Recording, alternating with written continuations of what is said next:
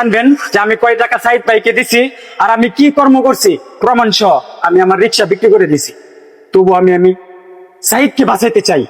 আমার স্ক্রিনের যে ভিডিওটা দেখতেছেন না, তারে থরসব বিল্লাল ভাই বেন্ডিখোর গাঁজাখোর বানায় দিছে। কি ভাই বিশ্বাস হইতাছে না? আরে ভাই এটাই সত্যি। এই ছেলেটার শেষ সম্বল ছিল অটো।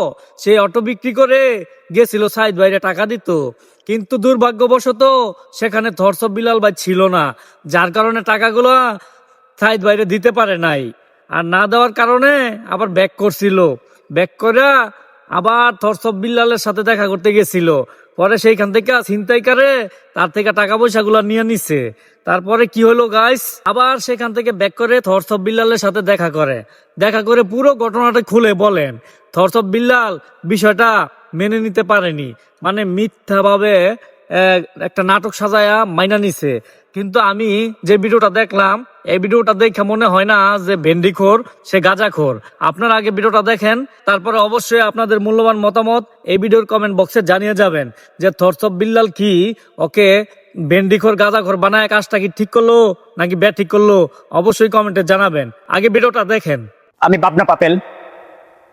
আসলে আমি আজকে রাত্রে একটা পোস্ট করছিলাম যে আমাদের কিশোরগঞ্জের কন্টেন্ট ক্রিয়েটর সাইদ ভাই, যার কিডনি নষ্ট হয়ে গেছে, 30 লক্ষ টাকা প্রয়োজন, পাঁচটি হলে 30 লক্ষ টাকা প্রয়োজন, এমন একটা নিউজ শুনছি আমি গত 3 দিন আগে। আজকে 3 দিন থেকে আমি এই নিউজটা শোনার পরে পাগল হয়ে গেছি। আমাকে অলরেডি পাগলের শ্বাস দেখতেছেন। আজকে আমি গাজীপুর এতদিন কি করছি আপনারা কেউ জানেন না। আমি কি করছি দেখেন।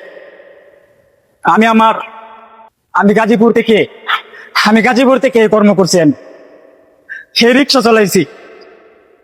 রিক্সা চালাই আজকে আমি কন্টেন্ট করছিলাম। এই গাড়িটা বিক্রি করার উদ্দেশ্য হচ্ছে আমার লাইফে আমি অনেক টাকা খরচ করছি, বহু টাকা খরচ করছি। আমার পরিবার বহু টাকা মার খাইছে, আমার পরিবারের টাকা অন্যরা মেরে দিছে, অনেক কিছু করছে। আমিও জীবনে অনেক টাকা খরচ করছি। একটা কাজ করতে চাই, এই গাড়িটা বিক্রি করা হচ্ছে শুধু সাইদ ভাইয়ের জন্য। এই গাড়িটা যে টাকা আমি বিক্রি করছি, ওই টাকা আমি সাইদ ভাইকে নিয়ে আসছি, কিশোরগঞ্জ আসতেছি। আমার ভালোবাসার মানুষ যারা আমাকে ভালোবাসেন, যারা আমাকে চিনেন, আপনারা থাকবেন কিশোরগঞ্জ। আশা করি আমার বড় ভাই সুমন ভাই আমাকে সর্বোচ্চ সাপোর্ট দিবে। আমি সুমন ভাইয়ের সাথে যোগাযোগ করছি। আর এই গাড়িটা কয় টাকা বিক্রি করছি আমি এখানে জিজ্ঞাসা করি। আমি গাড়িটা কার কাছে বিক্রি করছি? ওনার কাছে। ওনার জন্য গণ্য দেন, টাকাটা গণ্য দেন। আমি বিক্রি করছি কয় টাকা? আমি গাড়িটা বিক্রি করে দিছি। আপনারা চাইলে যে দোকানের লোকেশন দেখতে পারেন। ওনার কাছে বিক্রি করছি গাড়িটা। এই যে এই গাড়িটা আমার হাতে টাকা, এই যে এই গাড়িটা আমি বিক্রি করে দিছি, অল্প দামে বিক্রি করে দিছি রাতারাতি। আসলে এই গাড়িটা দাম হয়তো আরো বেশি হবে। আমি যে টাকা বিক্রি করছি এটা বিক্রি না।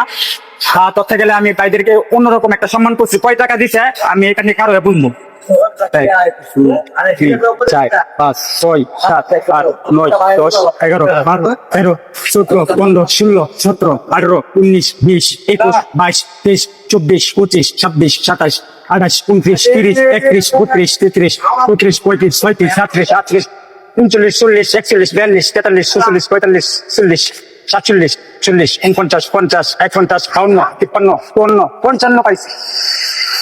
আপনারা চাইলে ভালোবাসার মানুষ যারা আমাকে চিনেন, আমি সাইদ ভাইয়ের কাছে যাচ্ছি। 50,000 টাকা নিয়ে সাইদ ভাইয়ের কাছে আমি যাচ্ছি।